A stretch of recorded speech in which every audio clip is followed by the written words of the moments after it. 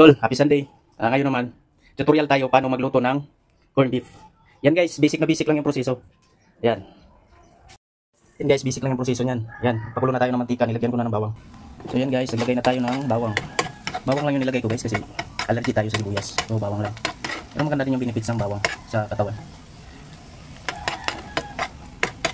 Yan, pag pumula na yung ano na yan, medyo golden na siya. Saka natin ilagay yung ating pure foods corned beef.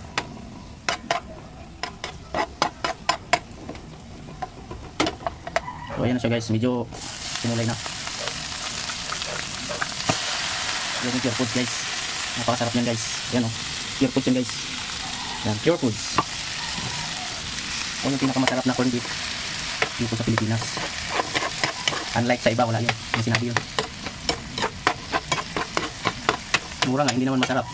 Ito kahit mahal, masarap naman siya. Yan, goods na goods. Yan lang guys, basic na basic lang yan.